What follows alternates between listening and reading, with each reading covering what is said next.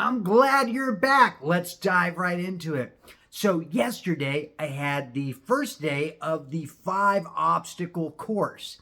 So that was actually getting up with the alarm on the first try, making one piece of recorded content, doing 90 minutes of writing, doing 200 body weight exercises, and reaching out to at least one new person with a business intent.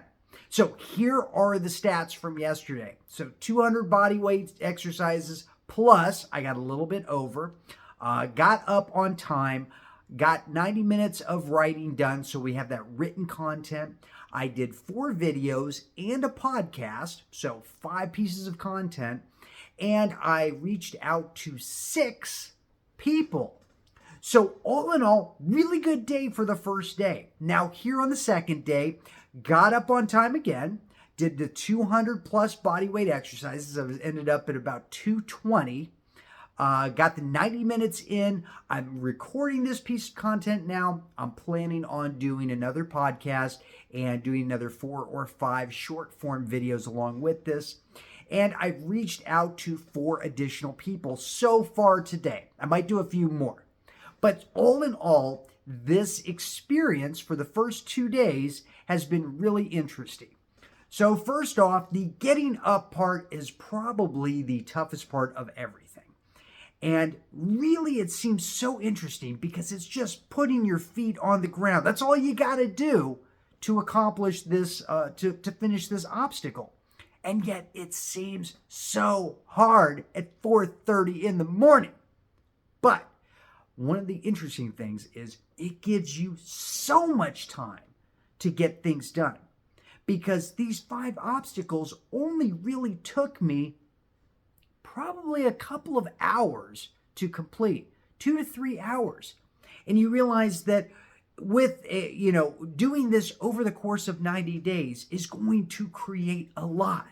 For example, if you're not used to writing for 90 minutes a day, if you're not used to writing at all and you're trying to do that, but you're doing it sporadically, you're probably not creating a lot in 90 days. You might write for a week at a time, and then you slack off for a couple of weeks, and then you do it for another couple of days and slack off again. Then at the end of 90 days, you realize if you wrote for 20 of those days, that might seem like a lot, but compared to 90 days of consistent writing, it's not a lot at all. Also, with body weight exercises, you realize if you were only doing like 100 every now and again, 200 every now and again, at the end of 90 days, you might come up with, several hundred exercises, 1,100, 1,200, maybe even a couple thousand exercises. But if you stood consistent with 200 body weight exercises every single day for 19 days, that would be 18,000 body weight exercises that you did. Do you think your body would look a little bit different than if you didn't do the 200 every single day consistently, hitting that checkpoint? Same thing with the video content, same thing with reaching out to people. Now, if you're on Twitter, something interesting. So I started tracking what I was doing there. So yesterday, I replied to 50 people. I did 4 tweets, and I reached out via some DMs to some people, right? But with those 50 replies, your content starts getting in front of other people, and I actually got several new followers.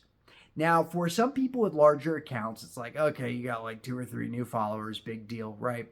But for someone with an account like mine, only with 200 and some odd followers, that seems like a pretty big deal, especially since one of the accounts was one of those multi-100,000 people accounts. And I know, because I've seen this guy, he doesn't typically follow people. So, pretty big win, I felt.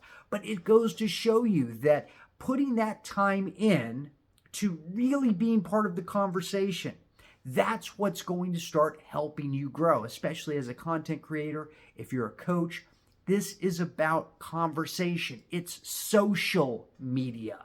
You got to be social. You have to put yourself within that conversation, Because if you don't, you're just a silent bystander. Nobody sees you. So you want to start putting yourself in more. So this 5-point obstacle course is really helping me do that. And you might think about what type of five obstacles you want to have for yourself. Because each time you just look at it as the next checkpoint to go hit. Because you might not be able to look at 5 of them and say, oh my gosh, I have to do this in a certain amount of time. But you can at least see which checkpoint you're on. And you can at least see the end of that. And as long as you just take these one at a time and make it happen, you can start accomplishing much more every single day. And that's what we're looking for, small improvements. Which leads me to my next point here, which is self-awareness. Now, let me tell you about this morning. So this morning I get up at 4:30 and I'm sitting there at my computer and I'm getting ready to write for 90 minutes. Now, part of me thinks I've got to be as awake and as on fire as I am right now. And yet I was kind of anything but. I started feeling tired. I felt like I could literally fall back asleep right now, no problem. But here comes the thing, is it's the self-awareness of what are you feeling right now? In that moment, I was feeling tired. And so I started thinking, going, well, what can I do? What can I do to make sure I'm not tired? Or at least a little more awake than I am at that point? Because is my writing going to be as fantastic if I'm kind of half awake? I don't know. We're going to have to find out. I'm guessing it might be better if I'm more awake. So then I think, okay, I could have a cup of tea. I could do some of my body weight exercises right now to help me wake up. But this is being self-aware of what's going on. What's happening that you can tweak so you can make it work better for you. Because this, I think, is something that a lot of people are missing, is just being self-aware of when it's time to change something, when it's time to tweak something so it can be better. Because I had heard a story of this woman, she would go to a seminar, right? And she would buy everything. It didn't matter what it was, she would buy it. And she always thought, this was that one missing piece. This is the thing that I've been needing that's going to change my life forever. And she bought the courses and she went to the seminars. She had the life-changing experiences. Her friends at the seminar would tell her, hey, time to get out your credit card. Guys, my man here's about to make a pitch. She would buy everything. And yet nothing in her life ever changed. Why not? Because it came back to her actually being self-aware of what she was doing. Not just buying stuff because she thought she needed it, but actually looking at, well, what are you doing? What are you taking action on? What have you used so far? Rather than just collecting a whole ton of tactics, hoping that something works. Because it's that element of self-awareness that you can start tracking what you're doing.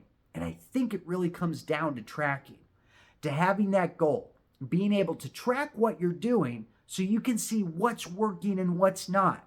This is what the most successful people do, is they track so they can make decisions on real world data rather than just kind of feelings or emotions. I feel like I'm doing okay. I feel like I'm doing better versus I can actually see on paper what I did and I can start making better decisions because of it. This is where you can start really honing in on what's working and what's not working. This is what I'm doing. Now, you'll also be glad to know I am figuring out how to do screencasts. So in the next few episodes, I'm going to be showing you actual screencasts. I'm going to take you behind the scenes so you'll see what I'm doing online. You'll see some of the stuff that I've got going on. So I can give you some actual visuals of that too. I'm going to be showing you more behind the scenes documentation type of content on what I'm doing because I feel that that's what's really missing from these videos is more behind the scenes type of stuff. So I think you're really going to love it. But let's get back to that self-awareness aspect. What about yourself do you need to be self-aware of? Do you need to be conscious that you're either doing and need to stop doing, or you're not doing it yet and you need to start doing it, and that's going to put you in a better position to win? So let's say that you're a content creator. Are you creating content every single day? Is there a self-awareness where you're saying, I'm not creating content because, and then fill in the blank. I'm not creating content because I feel kind of dumb talking to my camera. I'm not creating content because I don't think it's perfect. I'm not creating content because I feel insecure with myself. Because when you can start looking at what it is, why it is that you're not creating content, then you can spearhead that. You can look at what's the reason why, what would make me feel more confident, and then you can keep going from there. Because when you're aware that there's a problem, that's when you can fix it. As opposed to everyone else that says, yeah, I'm taking action. Yep, I know, you just got to take action. I've heard it. I'm going to be successful as long as I take action. As long as I'm consistent, I'm going to make it. But what if you're consistently not doing what you're supposed to do? What if you're consistently making the same mistake over and over and over again? What if you're constantly trying to use a spoon when you're supposed to be using a fork? And somebody says, hey, do you want a fork? And you go, no, this is okay. I'm fine. I'm trying to eat spaghetti with a spoon, but it's not working. But no, I'm good. Right? That's the self-awareness. When is something not working? So once you can identify when something isn't working, you've got a better chance of being able to fix it. So again, we're doing pretty good with this 5 days. Did it again today. I'm going to keep this going throughout 90 days starting from yesterday. So it's going to end in October. We're going to have a really good data point because I'm keeping detailed notes on this entire thing. And I encourage you to do the same thing, because when we look at it as it's an obstacle course, every single one of these things is obstacles for us to overcome. Then it becomes a little bit easier than thinking it's just a massive to-do list with a bunch of things that I really don't want to do right this minute, right? It's the obstacle. It's for you to get past. It's for you to dig deep within yourself and do the things that are maybe not the most exciting, but are consistent. And they're consistent with who you want to be and what it is you need to do in order to get there. Especially since we're already doing our 90-day thing anyway. You might as well. It'll be fun. And so with that, I'm going to end this video. This is the accountability section, so I'm holding you accountable to be here tomorrow. I'm going to be here tomorrow right there with you so we can continue building. And until then, start checking out your self-awareness. Start becoming consciously aware of when something feels off, when something feels difficult, when something feels good. This way you can start mentally taking notes of what feels good, what pushes you in the right direction, and how you can start tweaking it. So I'll see you tomorrow. And until then, take action now.